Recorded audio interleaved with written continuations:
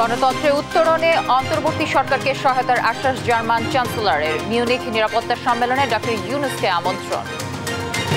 চীনের সঙ্গে belt and road সহযোগিতার স্মারক সই করল বাংলাদেশ। অংশীদারিত্বের সম্পর্ক আরও এগিয়ে নেওয়ার আশাবাদ। মাঠের রাজনীতিতে ফুরফুরে মেজাজে বিএনপি জামায়াত। নানা কর্মসূচিতে জানান দিচ্ছে শক্তিমত্তা। চলছে নির্বাচনের প্রস্তুতি। রোজায় ওমরা ঘিরে সক্রিয় টিকিট সিন্ডিকেট। ৭০,০০০ টাকার বিমান ভাড়া ছাড়িয়েছে ১.৫ লাখ। দ্রুত ব্যবস্থা নেওয়ার আশ্বাস। কুষ্টিয়ায় বোতলজাত সয়াবিন তেল নিয়ে চলছে তেলেসমাতি। পরিবেশকদের অন্য পণ্য নেয়ার শর্তে বিপাকে খুচরা বিক্রেতারা।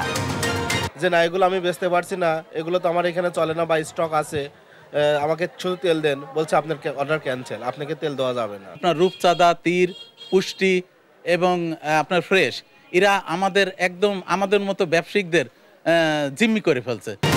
যুদ্ধবিরতির মধ্যেই পশ্চিম তীরে আইডিএফ এর হামলায় ১০ ফিলিস্তিনির প্রাণহানি। গাজায় ধ্বংসস্তূপ থেকে ১২০ মরদেহ উদ্ধার। এবং সেন্ট কিটসে দ্বিতীয় ওয়ানডেতেই উইন্ডিজ নারীদের ৬০ রানে হারিয়ে ১-১ সমতায় বাংলাদেশ। সরাসরি বিশ্বকাপে খেলার আশা।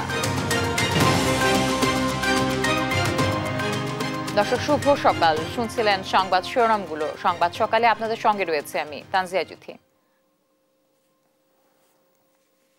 এবার বিস্তারিত। বাংলাদেশের গণতন্ত্রে উত্তরণে প্রয়োজনীয় সহায়তার আশ্বাস দিয়েছেন জার্মান চ্যান্সেলর। সে সঙ্গে সংস্কার কার্যক্রমে অন্তর্বর্তী সরকারকে পূর্ণ সমর্থন জানান তিনি।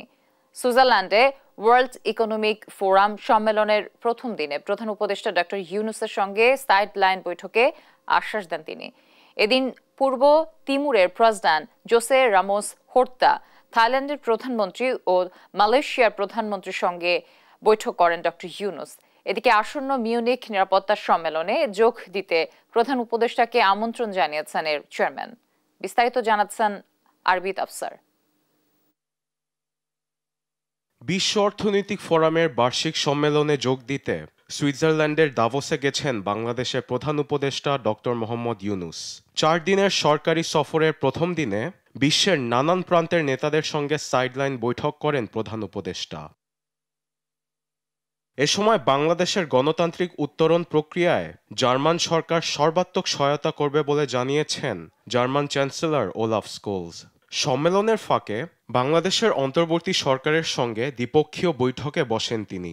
বাংলাদেশের জুলাই বিপ্লবের পটভূমি, প্রতিবেশী দেশগুলোর সঙ্গে সম্পর্ক, রোহিঙ্গা সংকট ও মিয়ানমারের নিরাপত্তা পরিস্থিতি নিয়ে আলোচনা করেন তারা। এছাড়াও অন্তর্বর্তী সরকারের সংস্কার কর্মসূচি সম্পর্কে জার্মান চ্যান্সেলরকে অবহিত করেন ডক্টর ইউনুস। প্রধান উপদেষ্টাকে আশ্বাস দিয়ে অন্তর্বর্তী সরকারের সমর্থনের কথা জানান ওলাফ স্কোলস। এর পাশাপাশি দুই দেশের মধ্যে ব্যবসায়িক সম্পর্ক সম্প্রসারণের আহ্বান জানান ডক্টর ইউনুস। সম্মেলনের ফাঁকে জাতিসংঘের শরণার্থী বিষয়ক হাই কমিশনার ফিলিপ্পো গ্রান্ডির সঙ্গে বৈঠকে বসেন ডক্টর মোহাম্মদ ইউনুস। রোহিঙ্গা সংকট সমাধানে চলতি বছরের শেষে সংকট থেকে উত্তরণের জন্য গ্রান্ডির সমর্থন চেয়েছেন প্রধান উপদেষ্টা। এই বিষয়ে বাংলাদেশকে সহযোগিতা করতে প্রস্তুত বলে জানিয়েছেন সংস্থাটির শরণার্থী বিষয়ক এ হাই কমিশনার। সম্প্রতি রোহিঙ্গাদের আশ্রয়স্থল নির্মাণে উন্নত উপকরণ ব্যবহার করার অনুমতি দেওয়ার জন্য গ্রান্ডি প্রধান উপদেষ্টাকে ধন্যবাদ জানান। সম্মেলনে থাইল্যান্ডের প্রধানমন্ত্রী পাইতংতান সিনাওয়ার্তা ও মালয়েশিয়ার প্রধানমন্ত্রী আনোয়ার ইব্রাহিমের সঙ্গে বৈঠকে বসেন প্রধান উপদেষ্টা। এর পাশাপাশি মিউনিখ নিরাপত্তা সম্মেলনের চেয়ারম্যান রাষ্ট্রদূত ক্রিস্টফ হিউজগেনের সঙ্গেও সাক্ষাৎ করেন ডক্টর ইউনুস। এ সময় ফেব্রুয়ারিতে মিউনিখ নিরাপত্তা সম্মেলনে প্রধান উপদেষ্টাকে আমন্ত্রণ জানান রাষ্ট্রদূত ক্রিস্টফ। আরবিদ আফসার, নিউজ ডেস্ক, দেশ টিভি। এদিকে প্রথম দক্ষিণ এশীয় দেশ হিসেবে চীনের সঙ্গে বেল্ট অ্যান্ড রোড সহযোগিতা স্মারক স্বাক্ষর করেছে বাংলাদেশ। চীনের কমিউনিস্ট পার্টির পলিট ব্যুরোর সদস্য ও পররাষ্ট্রমন্ত্রী ওয়াং ই এবং বাংলাদেশের পররাষ্ট্র উপদেষ্টা তৌহিদ হোসেন মঙ্গলবার সকালে বেইজিংয়ে দ্বিপক্ষীয় বৈঠক করেন। চীন বাংলাদেশের সঙ্গে ঐতিহ্যপূর্ণ মৈত্রী ভিত্তিতে কৌশলগত যোগাযোগ জোরদার, বাস্তব ভিত্তিক সহযোগিতা সম্প্রসারণ এবং অংশীদারিত্বের সম্পর্ককে এগিয়ে নিতে ইচ্ছুক। পররাষ্ট্র উপদেষ্টা জানান, বাংলাদেশ চীনের প্রেসিডেন্ট শি জিনপিং উত্থাপিত 3টি বিশ্ব উদ্যোগে গুরুত্ব আরোপ করে এবং বেইজিং এর সঙ্গে আন্তর্জাতিক ও আঞ্চলিক বিষয়ে সমন্বয় জোরদার করতে ইচ্ছুক। Bilateral visit to China is a demonstration of the importance we attach to our relationship with China and our sincere willingness to take this relation to a newer height. মাঠের রাজনীতিতে এখন ফুরফুরে মেজাজে বিএনপি ও জামায়াত। ইতোমধ্যে নানা কর্মসূচি পালনের মাধ্যমে নিজেদের শক্তিমত্তার জানান দিচ্ছে দল দুটি। প্রায় 10 বছর পর মাঠের রাজনীতিতে খোলামেলা কর্মসূচি পালনের সুযোগ পেয়ে দল দুটি প্রতিদিনই রাখছে নানা কর্মসূচি। এর মাধ্যমে আগামী সংসদ নির্বাচনকে ঘিরে নিজেদের গুছিয়ে নেয়ার কাজটিও করছে। কাজী শাহেদের প্রতিবেদন। জাতীয় নির্বাচনকে সামনে রেখে সরগরম হয়ে উঠছে রাজনীতির মাঠ। 2018 সালের নির্বাচনে অংশ নিলেও 2024 সালের নির্বাচন বর্জন করে বিএনপি। ভোটের বাইরে ছিল জামাত ইসলামীও। 5 আগস্ট অভ্যুত্থানে আওয়ামী লীগ ক্ষমতাচ্যুত হওয়ার পর রাজনীতির মাঠে সরব দুই দলই। অন্তর্বর্তী সরকারের কাছে দ্রুত সময়ের মধ্যে নির্বাচনের দাবি করছেন বিএনপি নেতারা। কেন্দ্র থেকে তৃণমূল সবখানে একই দাবি, কিন্তু নির্বাচনের জন্য কতটা প্রস্তুত বিএনপি? আমরা বিশ্বাস করি দেশে একটি গণতান্ত্রিক একটা মহান সংসদ দেশ পরিচালনা করুক, হিসেবে বিএনপির ব্যাপক প্রস্তুতি সবসময় ছিল। যে কোনো সময় নির্বাচন করার মতো বিএনপি তার সাংগঠনিক শক্তি তারা ব্যবহার করে ইনশাল্লাহ অতীতের মতো নিরঙ্কুশ বিজয় সুনিশ্চিত করবে। বিএনপির হাজার হাজার নেতাকর্মী আছে নির্বাচন করার মতো যোগ্যতা সম্পন্ন, কারণ বিএনপি একটা বৃহৎ দল, বৃহত্তম দল। সেক্ষেত্রে বিএনপির প্রতিটা সিটেই একাধিক নেতাকর্মী আছে যারা আগামী নির্বাচনে যখন যে মুহূর্তে নির্বাচন হবে সেই মুহূর্তের জন্য তারা প্রস্তুত আছে। জামাত দ্রুত নির্বাচনের দাবি না জানালেও ভেতরে ভেতরে তারাও প্রস্তুতি নিচ্ছে। দলটির কেন্দ্র থেকে অনেকে সবুজ সংকেত পেয়ে সরব হয়েছেন মাঠে। রাজশাহীতেও তার ব্যতিক্রম নয়। আমাদের সংগঠনটাকে গুছাইতে পারলে আমরা নির্বাচনী এটাই আমাদের একটা বড় নির্বাচনী কাজ। আমাদের প্রায় 150 আসনে প্রার্থী সিলেক্টেড। আমরা এখনো পর্যন্ত সেগুলো কেন্দ্রীয় সংগঠন ওইভাবে প্রচার করেনি, কাজ চলছে। গণসম্পৃক্ততা বাড়ানোর জন্য বলতেছি, পাশাপাশি আমাদের সংগঠনটাকে আরও ডেভেলপ করার জন্য যে দাওয়াতি কাজ আছে সেই দাওয়াতি কাজ নিয়েও তাদের কাছে আমরা যাওয়ার চেষ্টা করছি। বিএনপি জামাতের মধ্যে চলছে সম্পর্কের টানাপোড়েন। দুই দলের শীর্ষ নেতাদের বক্তব্য উত্তেজনা ছড়িয়েছে রাজনীতির মাঠে। জামাত নেতারা বলছেন তাদের বক্তব্য সবার জন্য, আর বিএনপি নেতারা বলছেন জবাব না দিলে মানুষ ভুল বুঝবে। মানুষের এই চিন্তা, মানুষের মনের এই চাওয়া আকাঙ্ক্ষার কথাগুলোই মানুষের সামনে আমাদের হয়তো বিভিন্ন জায়গায় বলছেন। এই কারণে ওনারা মনে করছেন আমরা কথাগুলো ওনাদেরকে বলছি, আসলে ওনাদের উদ্দেশ্যে কথাগুলো নয়। এখনও আমরা আমাদের মধ্যে খুব বেশি ভিন্নতা তৈরি হয়নি। হয়তো কিছু কিছু বিষয়, যে বিষয়গুলো প্রশ্ন দেওয়া উচিত, কোনো দল যদি কোনো বিষয়ে বিতর্ক তোলে বা কেউ যদি তার সেই দলের পক্ষে বিতর্ক তোলে তাহলে তার জবাব দেওয়া উচিত। আগামী নির্বাচনে বিএনপি জামাত জোট হচ্ছে না এমন ইঙ্গিত দিয়েছেন নেতারা। এককভাবে ভোটে যেতে চলছে প্রস্তুতি। কাজী শাহেদ, দেশ টিভি, রাজশাহী। রোজায় ওমরা হজ ঘিরে সক্রিয় টিকিট সিন্ডিকেট। 70 থেকে 80 হাজার টাকার টিকিট ইতোমধ্যে ছাড়িয়েছে 1.5 লাখ।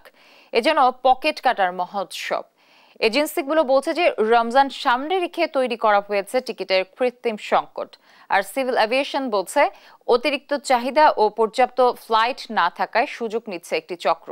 তবে দ্রুত এই ব্যবস্থা নেওয়ার কথা জানায় সংস্থাটি। আলিমুজ্জামান সাফওয়ানের রিপোর্ট। আগামী মার্চে পবিত্র রমজান মাস। এ উপলক্ষে বিশ্বের মুসলিমরা পরিকল্পনা করেন ওমরা হজ পালনের। এর ব্যতিক্রম নয় বাংলাদেশেও। তবে এবার ওমরা পালনে বাদ সেধেছে বিমান টিকিটের উচ্চ মূল্য। অনলাইনে হঠাৎ দ্বিগুণ হয়েছে টিকিটের মূল্য। 70,000 টাকার টিকিট কিনতে এখন গুনতে হচ্ছে 1 থেকে 1.5 লক্ষ টাকা। ধর্মপ্রাণ মানুষের পকেট কাটায় মেতেছে একটি চক্র। সৌদি এয়ারলাইন্স, বিমান, কুয়েত, কাতার, এমিরাত যারা ক্যাফিন নিয়ে থাকে, ধরেন তারা বহু টাকা দিয়ে এই ক্যাফিনগুলো কিনে রাখে। হাজিদেরকে এটা বোঝানো যাচ্ছে না যে টিকিটের এত অত্যাধিক দাম। এখন দেখা যাচ্ছে তার চেয়ে 20-25 হাজার টাকা খরচ বেশি শুধু টিকিটের দামটাই।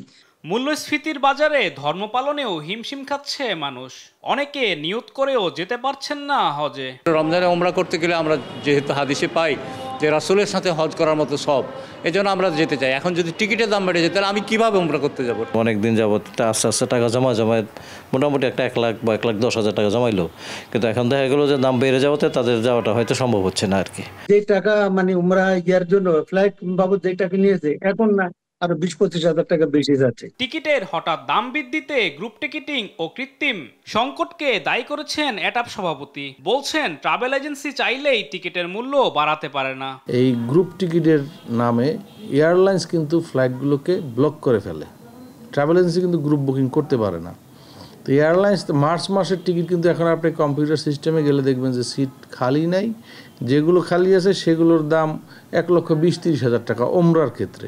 এদিকে টিকিট ব্লকিং নজরে এসেছে বেসরকারি বিমান চলাচল কর্তৃপক্ষের। কর্মকর্তারা জানান দোষীদের বিরুদ্ধে ব্যবস্থা নেওয়া সহ এয়ারপোর্টের সক্ষমতা অনুযায়ী ফ্লাইট বাড়ানোর চেষ্টা চলছে। যখন আপনার ডিমান্ড বাড়বে তখন আপনার আলটিমেটলি আপনার প্রাইস যেহেতু লিমিটেড, সিট যেহেতু লিমিটেড, আপনার প্রাইসের দাম বাড়বে, বাট এটা উচ্চ মূল্যের উপরে কখনোই যাওয়ার কথা না।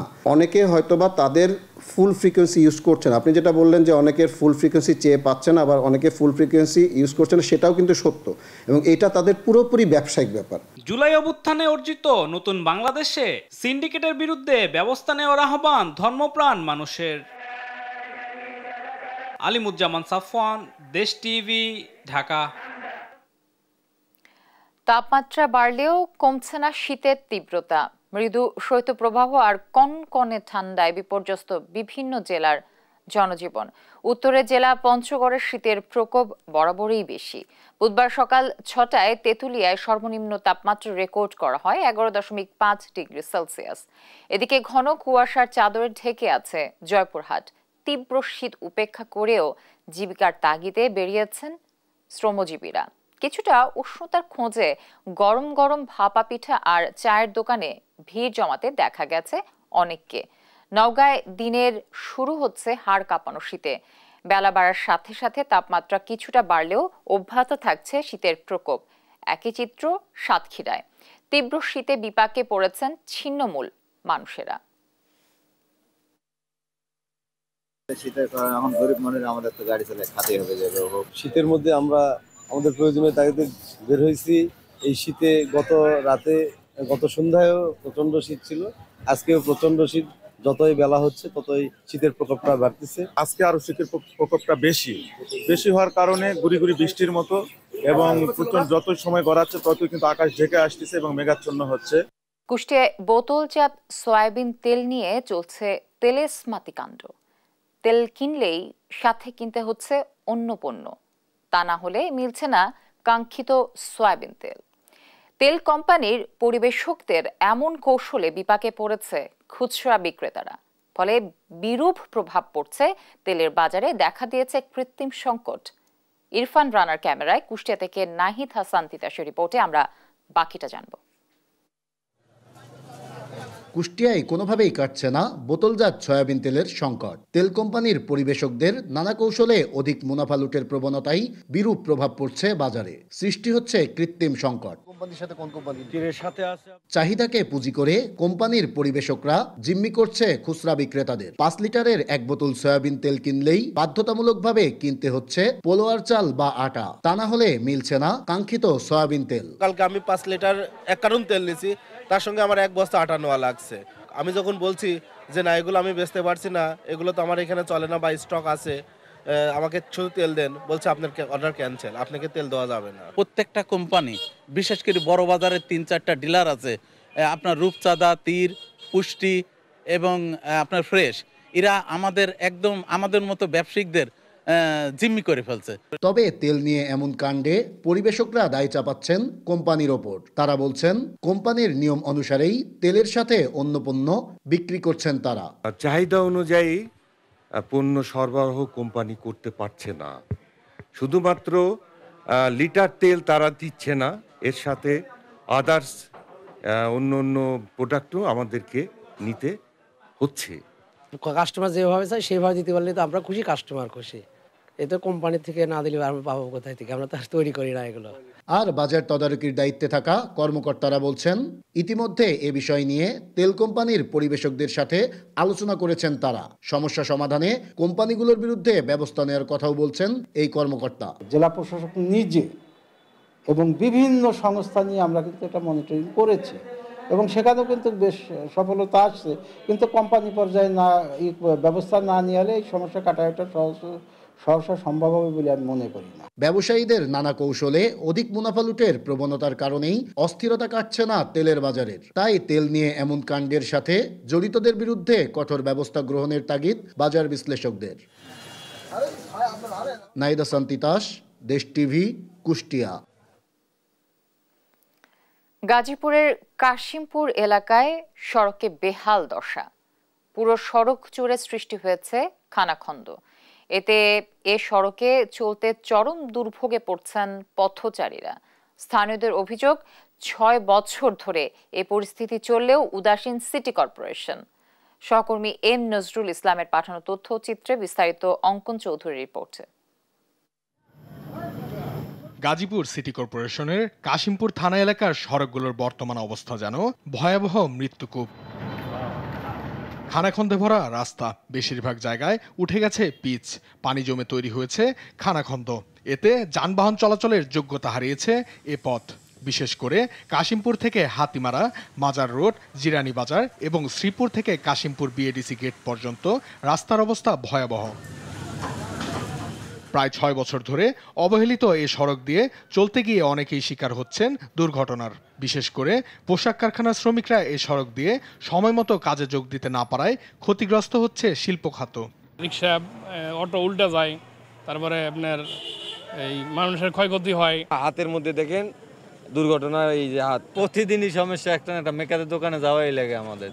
শুধু এটাই নয়, চিকিৎসার মতো জরুরি সেবা গ্রহণে এই সড়ক ব্যবহার করে চরম বিপাকে পড়তে হয় স্থানীয়দের।